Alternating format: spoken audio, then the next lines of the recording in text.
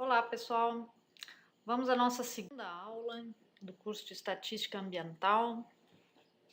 Nós vamos falar um pouquinho sobre estatística descritiva, ou seja, medidas de posição e dispersão. Meu nome é Ruth e eu sou a professora de vocês. Bem, lembrando, para vocês tirarem o máximo proveito das aulas, façam a leitura no capítulo 1 ainda, das páginas 17 a 25, para que vocês possam tirar um pouquinho mais de proveito dessa nossa aula de hoje. Quais são os objetivos dessa aula? Conhecer as medidas de posição e dispersão e descrever estatisticamente os dados obtidos por meio de pesquisas quantitativas, né, utilizando essas medidas. Bem, as primeiras medidas que nós vamos estudar são as medidas de tendência central ou medidas de posição. Tá? Entre elas estão incluídas as médias ponderadas, média aritmética, mediana e moda, certo? Essa média aritmética simples ou ponderada. As medidas de dispersão são aquelas que tentam estudar um pouquinho a variação dos dados, né? Por isso que a gente fala em dispersão. A gente tem a amplitude total para os dados agrupados, existe a amplitude total para dados não agrupados, variância absoluta, desvio padrão, variância e desvio padrão para dados agrupados e coeficiente de variação. Todas essas medidas ajudam a gente a entender um pouquinho mais qual é o comportamento de um grupo de dados em torno da sua média, né? Isso aqui é um gráfico de dispersão, aonde a gente tem os valores distribuídos aqui no eixo de x, dos dados e das variáveis que nós estamos estudando, e nesse eixo aqui que a gente não apresenta, mas subentende-se que é a frequência, ou seja, para dados com distribuição normal, nós temos a maior frequência de observações em torno da média.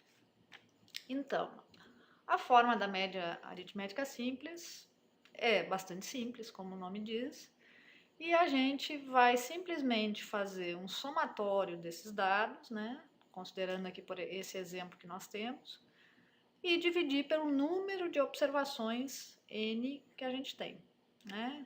Então, a gente obtém um resultado médio. Essa média nem sempre vai aparecer nesses dados que a gente tem, mas vai nos dar um resultado médio. Certo? A média ponderada é já quando os dados são apresentados de uma outra maneira. Como, por exemplo, nesse aqui, quantas análises cada funcionário faz. Então, você agrupa. 3 funcionários conseguiram fazer 5 análises cada um. 23 funcionários conseguem fazer 10 análises cada um. E assim por diante.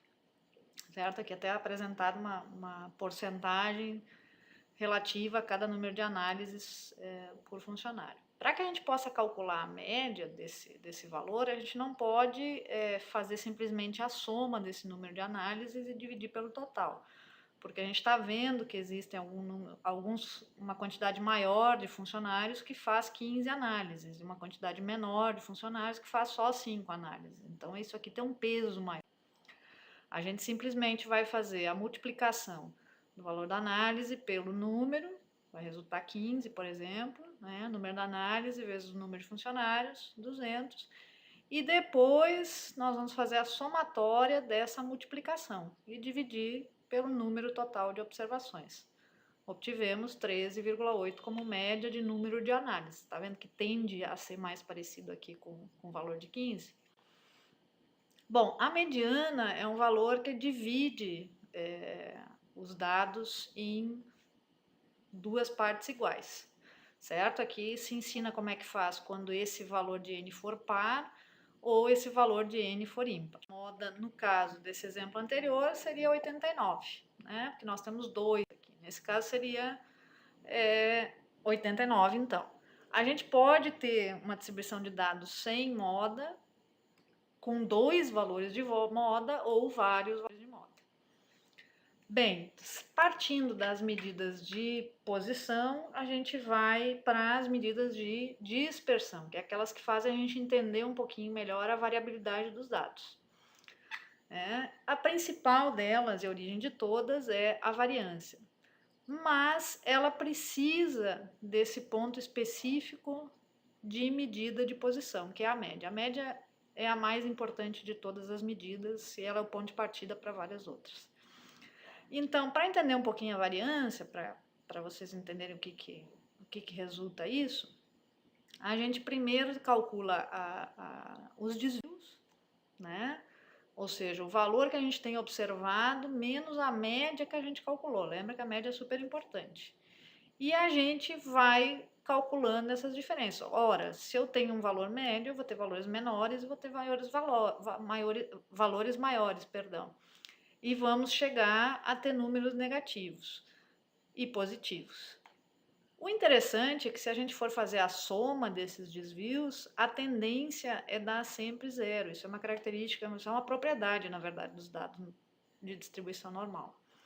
Então, o que se resolveu fazer? Elevar essas diferenças ao quadrado. Lembra que negativo com negativo vira positivo. E a gente soma os quadrados dos desvios. E isso sempre vai ser positivo. Lembra que qualquer número elevado ao quadrado é positivo.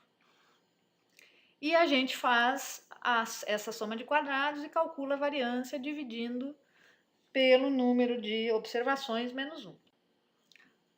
Depois, a partir desse valor, a gente pode calcular o desvio padrão. Mais adiante nós vamos entender um pouquinho como é que ele funciona quando a gente for estudar as distribuições. Mas o desvio padrão é nada mais, nada menos do que tirar a raiz daquele valor que a gente elevou ao quadrado. A gente consegue ter esse valor mais parecido com a unidade de medida que a gente está estudando, certo? Posterior a isso, a gente consegue entender mais ainda em termos percentuais, através do coeficiente de variação, como é o comportamento desses dados. E o coeficiente de variação se calcula simplesmente pela divisão do desvio padrão pela média. Olha ela aí de novo, né? E aí a gente consegue ter alguns resultados interessantes sobre a variabilidade dos nossos dados, certo?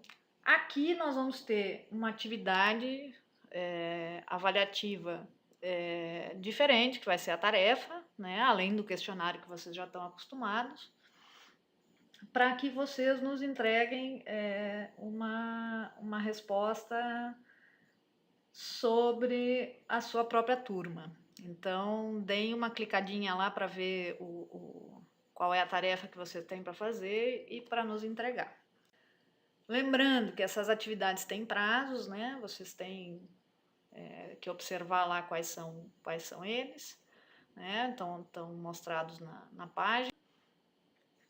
Lembrando que os professores mediadores estão à disposição, né? Procure os mediadores do seu polo, explore esse ambiente virtual e complemente informações com outras pesquisas na internet. Tem muitos vídeos, alguns bem interessantes, para que vocês possam estudar quantas vezes for necessário. Depois que vocês terminarem esse assunto, voltamos à nossa velha pergunta, né? Como a estatística poderia ajudar o meio ambiente? Tentem refletir sobre isso e vamos lá. Ótimo trabalho para vocês.